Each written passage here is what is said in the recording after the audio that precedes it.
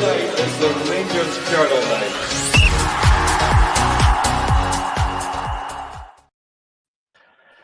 Good afternoon, everyone. My name's Bob, and you are here today on Friday, the 20th of June, and we are bringing you from the Rangers Journal the Rangers news for the week. With me today, we've got a couple of different guests, but glad to have them nonetheless. Come first to yourself, Tam. How are you today, pal? I'm not too bad. This heat is absolutely killing me. I feel like a drowned rat in all the sweat. It's certainly been warm the last couple of days, so hopefully the bears and bearites out there are keeping cool and refreshed. We've also got Doug with us this afternoon. Doug, thanks very much for joining us today. Thanks very much, Bob. Always a pleasure. Happy it's Friday, and no better way to spend my lunch break than talking about the Bears. Exactly. So we'll see how long we can stretch the news for this week out. I know we've not had too many things going on, but I'm sure we can plod through what has been going on with regard to Rangers this week. I think first and foremost we'll come out with the news this morning that most, if not everyone's seen so far, is the fixtures have been released for the upcoming season for 2025-2026. I don't think anyone in the group chat at least picked Motherwell away as the first game of the season. I think we're all expecting it to be Pittodrie or Tynecastle or even Rugby Park, but we have Motherwell away on the first day of the season, and the first Old Firm is at the end of August at home, which should be a tasty fixture. Tam, I'll come to you. I hopefully had a look through the fixtures this morning when they came out. Any other ties that look quite tasty for you for this upcoming season? I think St Mirren, third game in, looks quite interesting. They've signed quite a few players and stuff, and they always gave us a good game. Last season were probably our bogey team, so playing them early on might be difficult. Especially under a new manager, new style of football for us. But I think I wouldn't say we've been let off with the start. Certainly not the easiest, but I don't think it's the hardest we could have been given either. Sure. Yeah, I think so. I think it's certainly an interesting one. I thought we would probably get quite a lot of the heavy hitters early on. Obviously including the Old Firm game. Doug, I'll come to yourself. What was your thoughts on the fixtures? What are your thoughts of the kind of schedule that's been released so far? I know we've not got the dates and times for the TV matches, but I guess some of them will be moved for TV purposes. But yeah, what were your thoughts on the fixtures released this morning? Yeah, not too bad. Like you said, I don't think anyone had Motherwell in the sweepstake. Last time we had Motherwell on the first day at home was season 17-18, so it's been a few years. I think it's a good start though. Home Old Firm to kick off as well. And if we get through those first couple of games and then manage to win that first Old Firm, I think that will make it for a really positive start and get momentum going. And I can see if we are able to build that kind of momentum, it's a really good run up until the start of the year. I do think it's a tough January. You've got Celtic, Aberdeen and Hibs all away within a space of a few games. So I think that could be an important period if things are as we hope they will be, either tight or with us flying ahead. So yeah, overall, I think I'm pretty happy with it in its totality, and particularly the beginning, as I say, with it being a new team and them having to gel and everything else. I'm quite happy with that start. I think that gives them a few games that should be winnable, and allow them to kind of settle into Russell Martin's system. Yeah, I agree, Doug. I think just as you touched on that the spate of fixtures that towards the end of the year just seem to be a tough run. As you say, there are a number of away fixtures against the what we would term the top six teams. So again, hopefully by that point we're at least in touching distance, if not sitting at the top of the league. But I think the first kind of four fixtures aren't too bad. It certainly gives Russell Martin time to bed in his ideas. to the squad, and again, hopefully we'll have a couple more additions to the squad by that point. I think it was also quite interesting, just off the top of my head there, that the Old Firm fixture is the day before the transfer window closes. So hopefully European group phase football has been secured at that point, or near enough. So hopefully we're not chasing any last minute deadline day deals. Hopefully we get some good business done before then. But yeah, it's certainly an interesting tie for that first month of the season. If you are watching again, appreciate it. Please get involved in the comments. What your thoughts on the fixtures this season. And we'll obviously get them shown on the pod.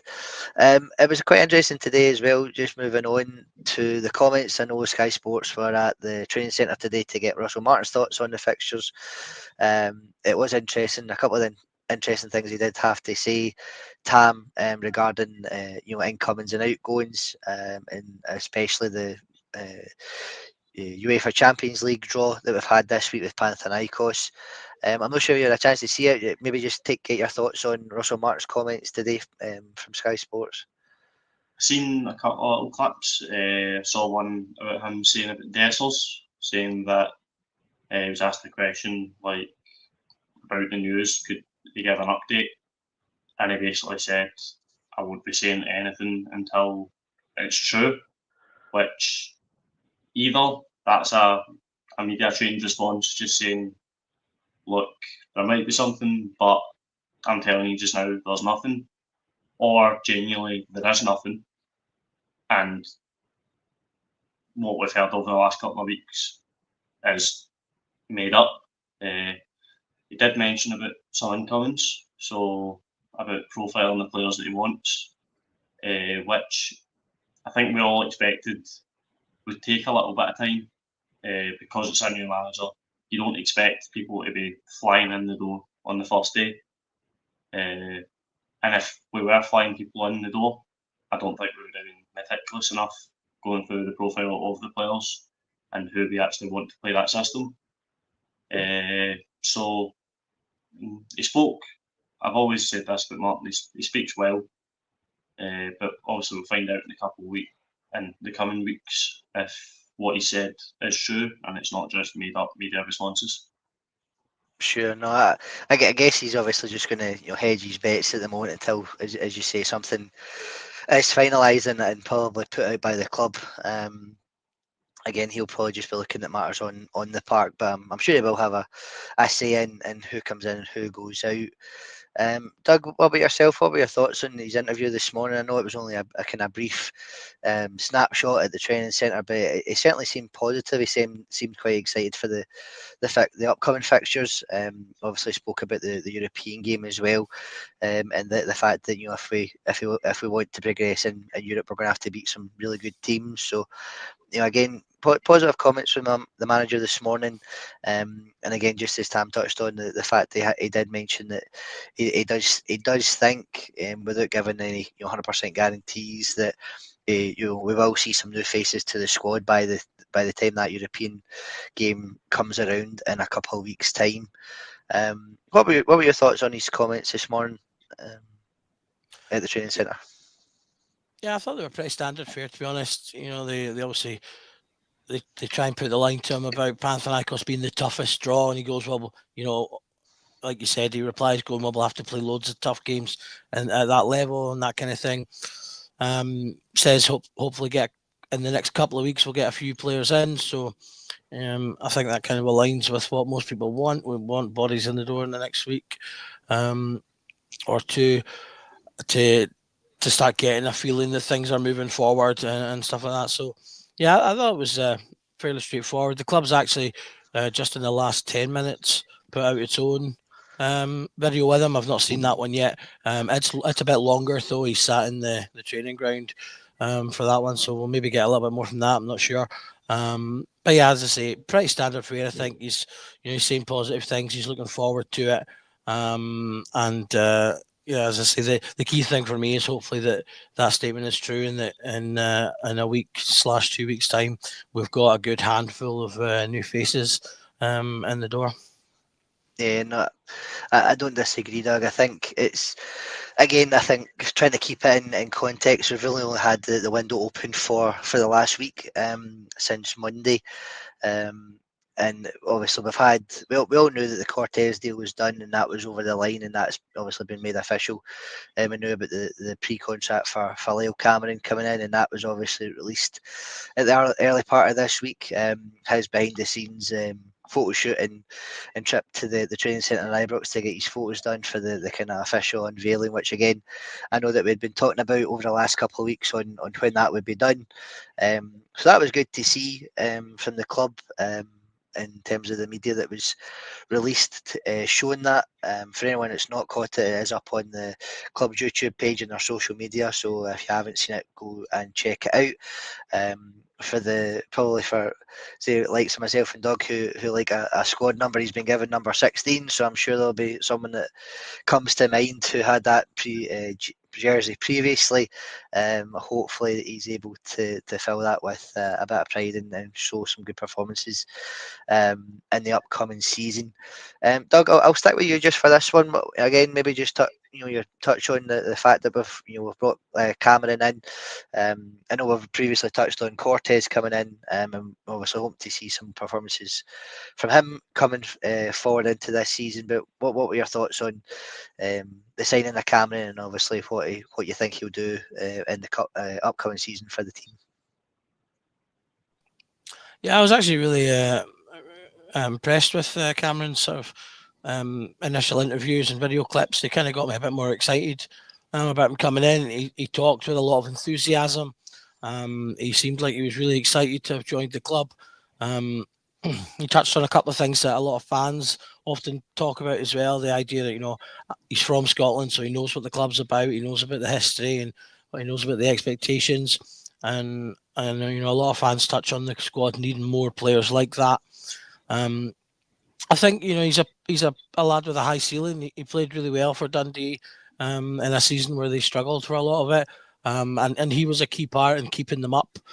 So if he can get goals and assists in a team in that situation, I would like to think that in a team that's more dominant, that he'll get more chances. That he'll be able to build on that with more goals and more assists, and because that's something that's been a really key point that we've lacked in terms of getting goals and assists from our midfield areas and from our wingers. So we need more players that can kind of get numbers on the board in that respect. And so I'm hopeful that he can be someone that will do that. Yeah, no, I agree. I kind of followed it obviously towards the end of the season, probably just as yourself, Doug, said regarding Dundee, and the level of performance they put in really did help drive Dundee to remain in the league, which again only boosts our excitement and seeing them come to the team, having already known about the pre-contract. Tam, I'll come to you on that one. What were your thoughts on the signing of Leo Cameron, obviously the unveiling this week at the training centre in Ibrox? I'm quite excited about it, to be honest. He's a young lad. Looks like he knows how to play football, which is basically what we need in the door just now. I think that, as you both said about the performances for Dundee, he was probably one of the highest performers in that team, along with maybe Simon Murray, you could say. He shows a real desire to want to play the game, really. I think that he could shine here. That's what we're hoping anyway. But I'm just hoping that he can live up to what we've seen, and he's not just another player that we're bringing in and ends up sitting on the bench and does nothing for a couple of seasons. Yeah, no, I certainly hope that's not the case, Tam. Just maybe touching on the comment from RF72 there that I brought up, saying finally got an Arfield replacement. Again, maybe just from his showings from Dundee, he does come across as that maybe type of player. Maybe hopefully we can see that come to fruition in the blue of Rangers rather than the dark blue of Dundee. But yeah, I think it's certainly a good model for us to move forward with in terms of kind of young Scottish talent. Try to again come back to days of old where we're kind of picking the best of the rest of Scottish football up. along with the other side of the city. So yeah, I'm really quite excited to see what he can do for the team, just based on the performances towards the end of last year at Dundee.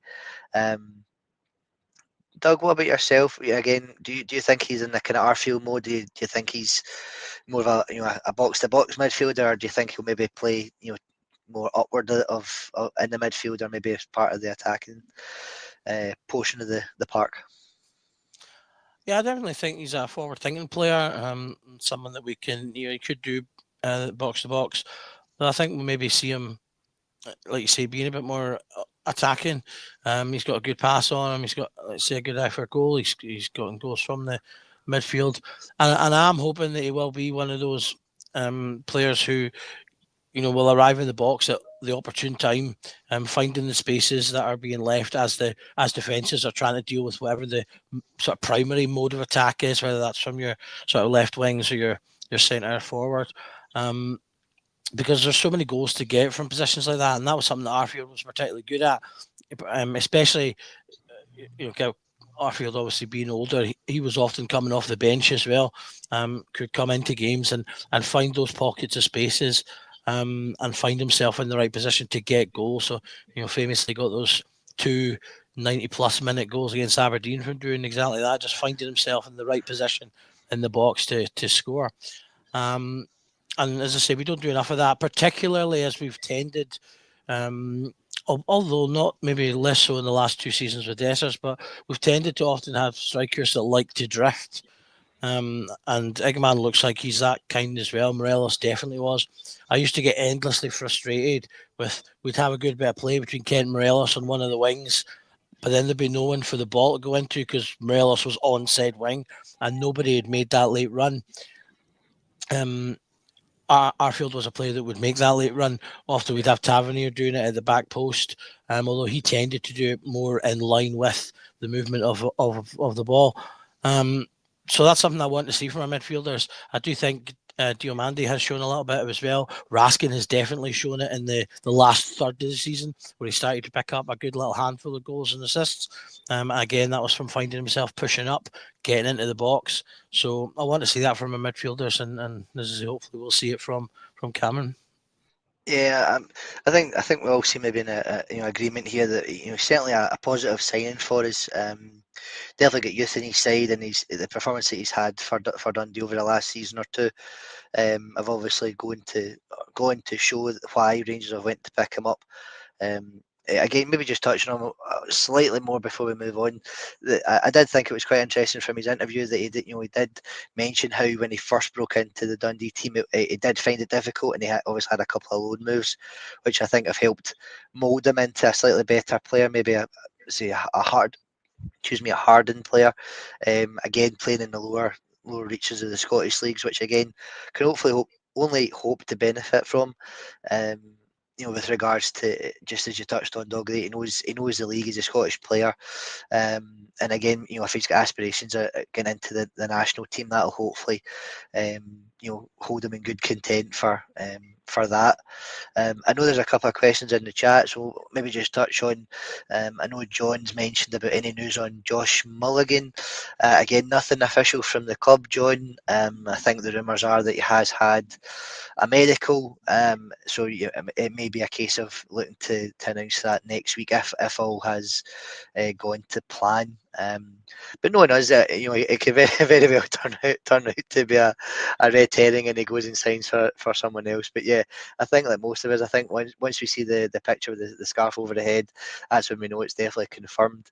I know it's not really on the agenda, lads, but maybe just follow up on the question from Paul saying about the AFCON at the end of the year. If we've still got like Dessers and Egaman playing, do we think that could be a problem for us if we don't bring any kind of new signings in?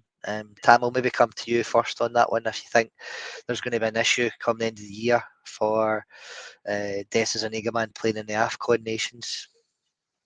It definitely could be a problem if we don't look to bring MD in. I think that the club will know this as well as us, and they will hopefully be looking to bring in someone that either is going to just slot in front of them for the rest of the season, or someone that we can rely on, get a couple of appearances off the bench, and then play as that starting player during the months that the AFCON is on. Obviously, it's a shame to lose people during an international break when it's actually during league football, but that's sort of the world we live in now with all of these competitions. But to answer the question, yes, it will be a big problem, but hopefully we can get the recruitment in.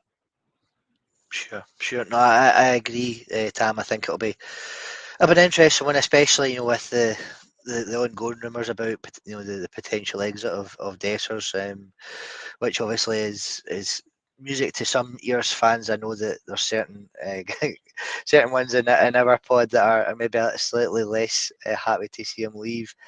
Doug, what about yourself just on the AFCON? Do you think it'll be a problem if we don't get the recruitment right just now in the summer? Do you think that may be a potential problem for the team come December, January time? If they don't plan for it, then yeah, as I say, it's something they need to think of. Obviously, you've got Mohamed Diamande as well. Who could be away at that, so that's two players who should and will almost certainly be key to our team. Depending on who else they bring in as well. I can't think, apart from Dessers, I don't think there's anyone else is there that's would fit in for AFCON. I'm not sure. No one's coming to my head, but so you'd be talking about. I mean, maybe our midfield isn't too bad. I think we have options in there. Obviously with the likes of Connor Barron and Cameron there. Obviously that depends as well whether or not we still have Raskin. But losing Nigaman and Dessers, if Dessers was still to be there, obviously it looks likely he won't be. But even if he's not, then he'll need to be replaced. It's important that you have someone in the pecking order who can come in and cover for that time. Could that be Danilo? Will he be fit and firing by that point? Hopefully the answer to that is yes.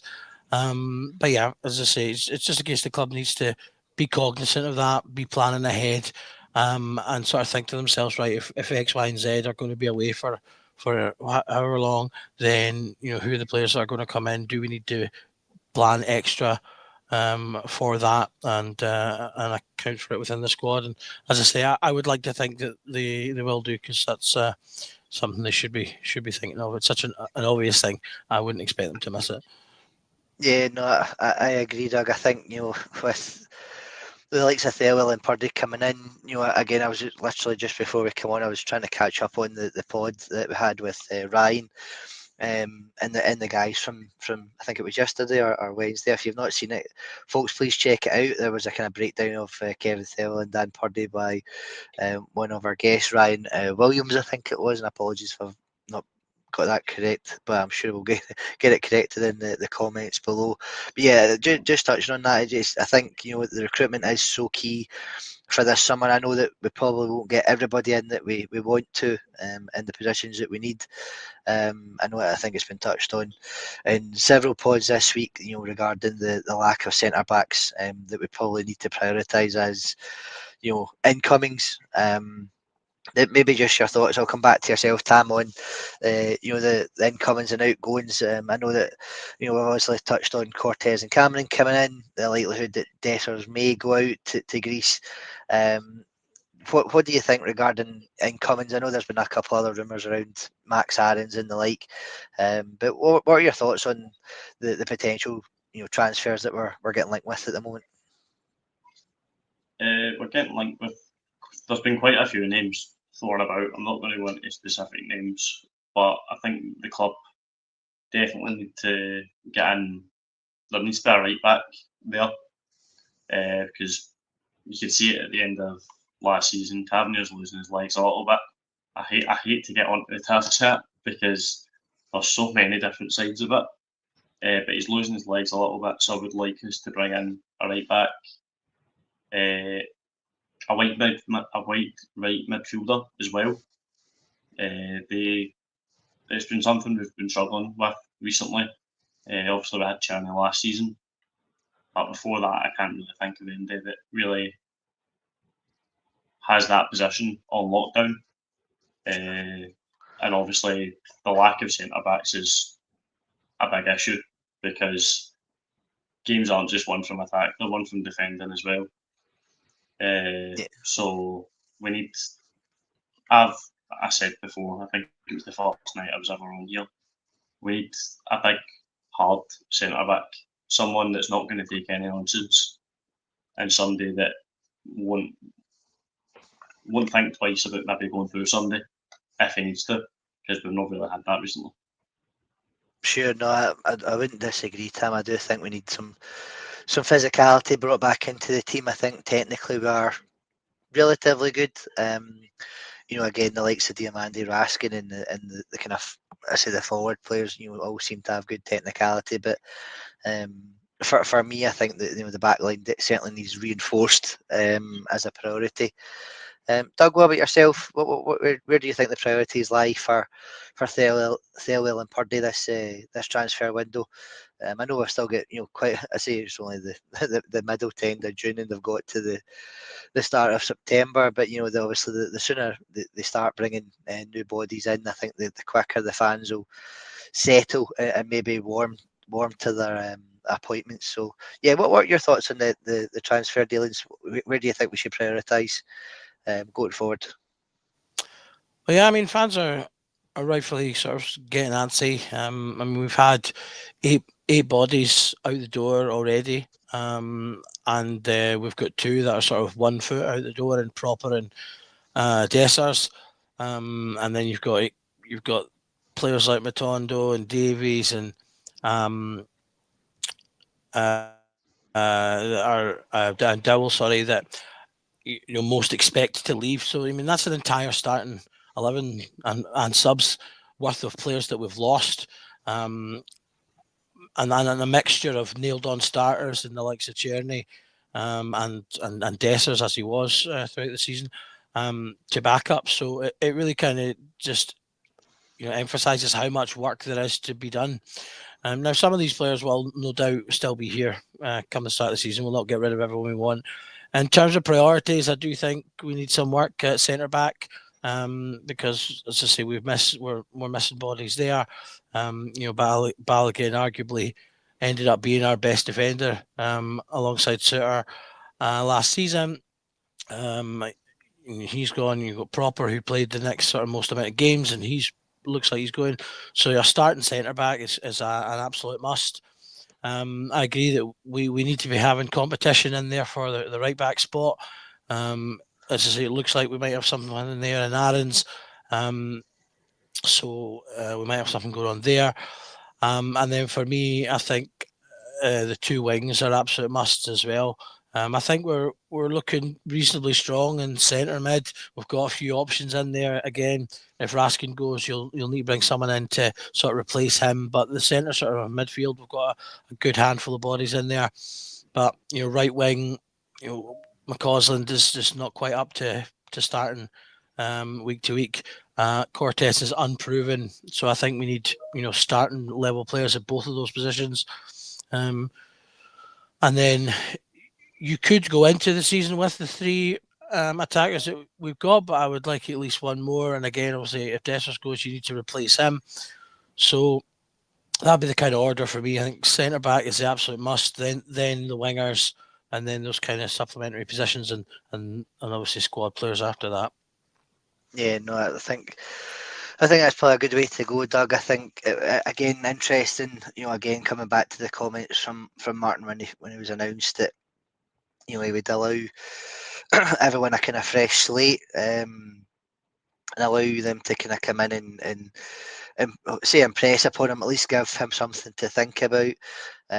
I know it's difficult for us because there's the first group of players are back on Monday. The international players aren't back until the following week, so I mean that's into that week of first week of July when we do have I think the first friendlies with Club Bruges on the 6th, and then obviously the Champions League game's not long after that. If not, it's maybe just that week of. So yeah, it's certainly not a long a long time for them to put themselves into the manager's thoughts. I know there has been some chat this week about some of the returning players in our group chat. I think the one person we've not really mentioned was Cifuentes, who's obviously coming back from his loan. I know there was some passionate discussion, shall we say, in the group chat about him. I'm just wondering, Tam, I'll come to you, but whether you think Cifuentes will maybe be one of the players that surprises Martin. Do you think he has a way back into the Rangers team this summer? I'll be totally honest, I forgot Fuentes was even alive. He played 2 or 3 games, get sent off. We've not really seen anything from him, and the fact that I can't for the life of me remember who he was at on loan, but they were given an extended period to buy him, and they chose not to. So, in my eyes, that tells me everything we need to know. If a club has been given an extended period to buy a player that they've had on loan for a season, and he's not playing well enough, then that does tell you all you need to know. Yeah, I think it's a difficult one for him. I know there was a lot made about the fact that he said that he didn't like the weather of the cold coming from LA when he obviously first came into us what 2 years ago now, maybe 2.5. So yeah, I'm interested to see if he does kind of manage to impress Martin and the management team moving forward. And again, I'm sure that Martin will leave the door open for him if he does come in and show something. Maybe he's taken a couple of years to mature or develop, or just build up I say an immunity against the cold. Scottish weather's not as warm as it is today for sure this week, but I maybe like to see him come in and try and justify the money that we kind of paid out for him. Doug, what are your thoughts on Cifuentes? Do you think he'll make an impression with Martin, or do you think we'll just look to move him on this window? I think it's probably more likely he'll move on. I think he had a decent enough season. It was Aris. Let me get this right. Aris Thessaloniki. May pronounce your results with pronunciation may vary. It was at. He had a reasonable season: 3 goals, 1 assist, and 25 starts. Got an average rating 7.17. So he did all right. But I think he just did all right. And given the players that we've got and the quality that they have, I think he would be further down the pecking order. So we didn't pay an absolute fortune for him. I think we can get that money, at least half of it, if not 3/4 of it back. I think that was kind of what stalled the deal. They ultimately they were willing to buy him, but they wanted to pay less. And I think Rangers have just basically just left that and said, well, that's the fee we agreed. So either pay it or don't, because I reckon they're confident to be able to get that elsewhere, and I think they will. If anything, if there were to be players that would fight their way back into the team, I would imagine it would more likely be Davis and Dowell, who both had really good stints away. Both of them are decent players that, for whatever reason, it just didn't work for them up here. Davis kind of similar to Proper. He had moments where he showed his ability, but he would get roughed off the ball too much. Didn't deal with the sort of high looping balls all that well. Again, if the coach thinks he can improve those things in him, then maybe he keeps him. Again, he thinks he can manage with that, and that's a body that he doesn't have to replace. Again, with Dill, though, he's probably further down the pecking order, and again with that midfield group. Although he's maybe a bit higher than Soweto would be because he is a bit more attacking. He can also play on the wings, which again, given that that's an area we're struggling. Again, maybe the manager looks at it and goes, well, he went down there and immediately scored some goals. Can we get that out of him up here? I do still think it's the most likely scenario they go, and that's probably the better. But as I say, it's not possible. You see it happen all the time. Players go from being absolutely nowhere in a team to suddenly being a key player because a manager changes. So it could happen, and to be honest, it would be quite good if it did, because it would save us having to bring in another body if we could get something out of some of the players that have been more fringe. But I think that's probably more likely to be the McCauslins of the worlds that stay, and he tries to get more out of them. The ones that are a bit younger, a bit more teachable, and that have the expectation maybe of being squad players, and he maybe just tries to get a bit more out of them. And it'll be the ones that are on the pitch where he's going to be going, no, we need to bring in more quality. Sure. No, yeah, again, I don't really disagree, Doug. I think, if we can at least make some money back on these players, again, anything we made back on Dill would be profit, considering we brought him in on a free. Obviously, Davis was, around 4 million from Liverpool. So again, a relatively experienced Championship team coming in. It's not that much, if they were able, for depending on how much we're looking to sell them for. If it was 2-3 million, I'm sure we could certainly get that back from one of the Championship teams if that was to be the move to go back down south. Buy one get one free for Birmingham. Yeah, well, that was what I was going to come on to. Again, I know there had been some rumours or some talk in the media that because they did so well for Birmingham in League One, and the fact that they were promoted, that Birmingham would potentially come back in for them. So again, there may be something in the contracts or the loan that allows them to kind of pick them up for less than what we would ideally want for them. But yeah, I do think, if we, as you said, if they were to come back and make their way back into the team, again, it would save us having to bring more bodies in, but also, it would hopefully then give us a chance to move them on down the line for at least a bit more money. Yeah, it's certainly been an interesting week. Maybe just touch on the news earlier in the week that the club were fined by the SFA for £3,000 regarding the comments that were made on the final game of the season away to Hibs.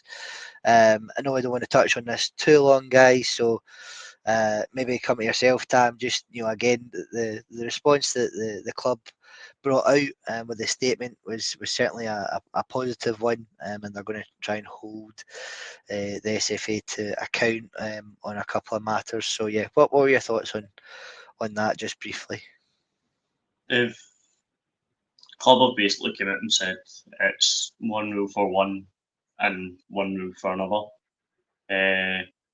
by the SFA doing what they've done, me personally, I would say kind of shows that the comments may have made a wee bit of sense.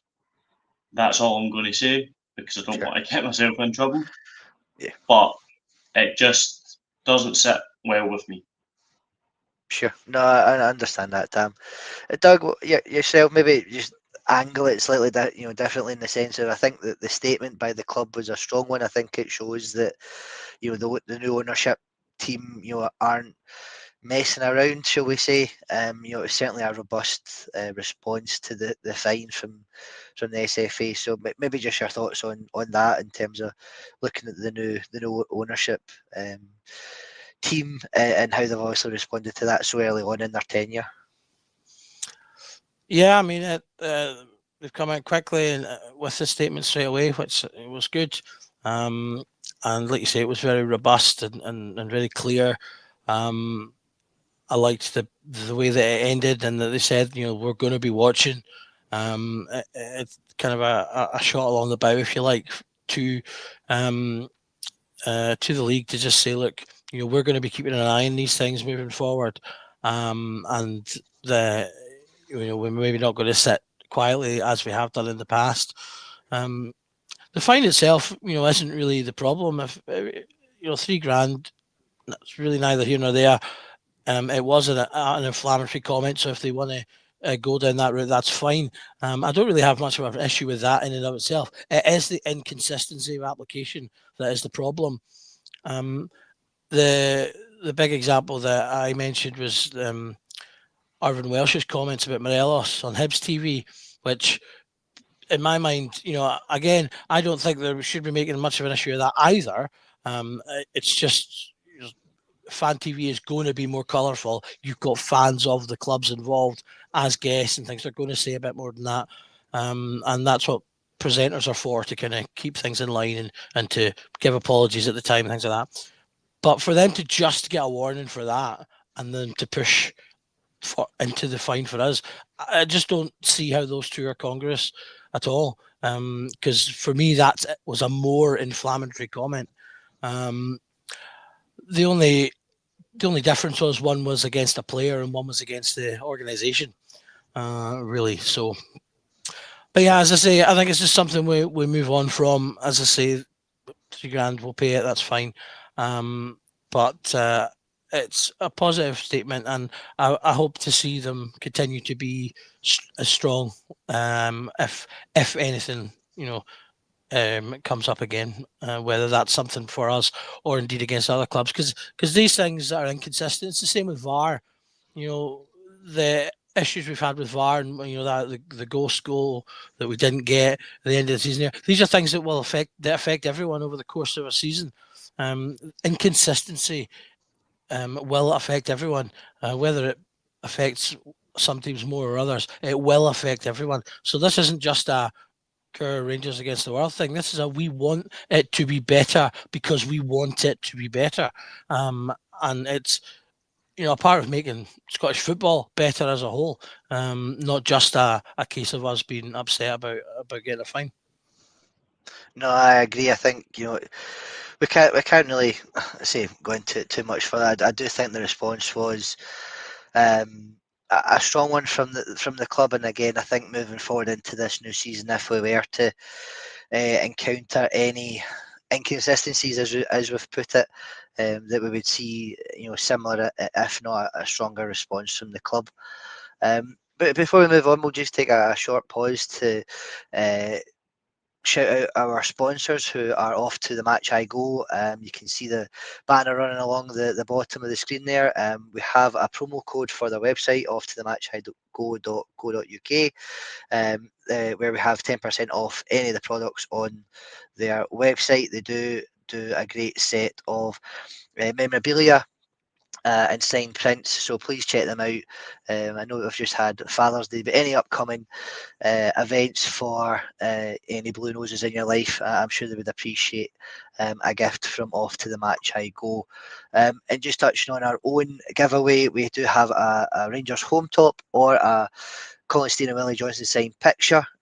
All you have to do is subscribe to the YouTube channel and like Off to the Match I Go on our Facebook page and retweet the post that is pinned to the top of our X account.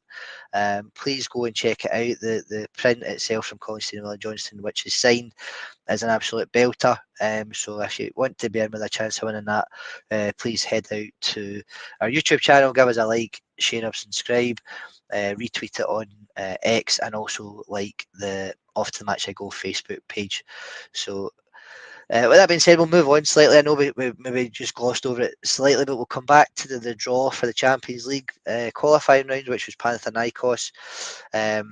So Tam, what were your thoughts on that? I know that out of the teams that were potentially going to get, this looks to be the hardest. I know Russell Martin touched on it in this morning's interview as well, that we're going to have to beat good teams regardless of where they are, and obviously most notably, I'm sure Doug will like that when the last time we played Panathinaikos was on the way to Manchester in 2008. So maybe a good omen right at the very start of the season for us.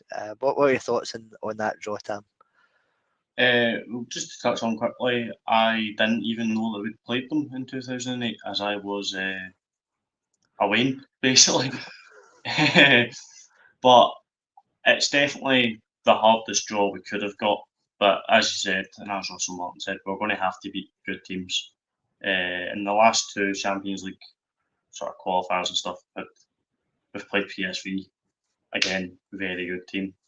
So definitely hard, but should be winnable.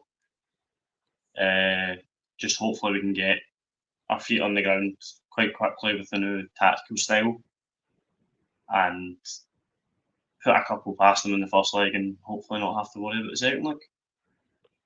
Sure. I mean, I guess we're all hoping for that, Tam. Doug, what about yourself? What were your thoughts on the Panathinaikos draw?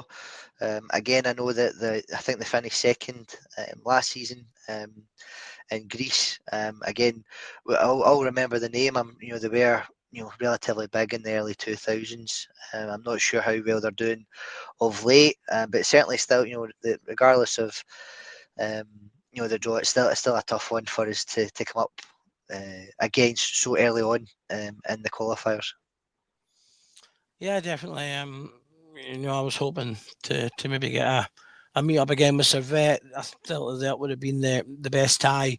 Bran, although also a beatable team, are like almost 20 games into their league season, so they'd been a much better level of match fitness and rhythm. And then Panathinaikos are the team that probably have the best quality of the three. So um, that plus, unfortunately, we've got the home leg first as well. All our best European work has been done with the second leg being at home. So a couple of blockers there, but it is still a winnable tie. Our record against Panathinaikos is fine. We haven't actually beaten them before. It's three draws and a loss, I think, is our current record with them. We went 3 on away goals in that run, 2000 and 2008. So we will need to do a little bit more than we've done previously. But as I say, um, if if we have a level of quality and player that we have had over the last few years, then it should be a tie that we can win. We just need to go into it, as I say, hopefully with people having been in the door for at least a couple of weeks to have settled into the team and the environment and the system, um, and uh, and just sort of keep their eyes on the prize. This for me is the big game, because if we can get this tie out of the way, that guarantees us European League football of some description. So whether that's getting into the Champions League or getting to Europa League, if we win this tie, it doesn't matter what happens in the next one. We'll be in Europe of some description. So that for me is the big one. Because if we lose this, we drop down, but then we still have to win some games before we can guarantee anything. So if we can win this one, that'll be me happy, and that I can kind of just relax and say, right, that's European. Europe's taken care of one way or another, and I think we can do that. So it's just hopefully they're prepped and ready to go into it. As I think, as I say, we were a little bit lax last season and fell the first hurdle. So let's hopefully we don't the new board don't repeat the same mistakes. Yeah, no, I agree. I think again, we all expect Marshall Martin to be backed in the transfer market. Again, we hopefully see that sooner rather than later. I think we can all agree upon that. That we would like to see some new faces in the door over the next week or two. Obviously, as Rangers fans, we want to see it as soon as possible, but I obviously understand the nature of the beast in terms of negotiations and contracts and all that good stuff. But yeah, certainly, Doug, I do think that if we were able to win that tie, across the two legs, it would certainly give us a level of confidence going into the league season. That we are maybe better place, sorry, than what we currently are. And again, understand that may hinge on recruitment, but it would certainly go a long way for Russell Russell Martin to embed himself to the fans, I should say. Moving forward. I think the only other kind of piece of news I had in the agenda was the news over the last week or so that the club appointed coach Sam Shirai has moved on to become the new Westerlo manager. I think it was a bit of a strange one all round. I know it's been touched on the pod this week. Doug, I'll maybe stick with you on this one. What were your thoughts on that news from the kind of coaching side of the team that Shirai had moved on to pastures now? Yeah, I don't think it was a particularly surprising one. Obviously, the new board have come in. They've kind of been filling the empty positions and basically have cleared decks elsewhere. Obviously, we saw Coppin exit or is en route of exiting at present. So I don't think it was necessarily a huge surprise. Um, I think he's been a victim of timing, unfortunately. I don't think he's not done anything wrong himself. If anything, there's sort of hints that he played a big part in the tactics that won so well against Fenerbahce. So I think he's come in, he's done a good job. Just the timing, you come in just before the manager gets sacked. That kind of puts you in a slightly precarious position.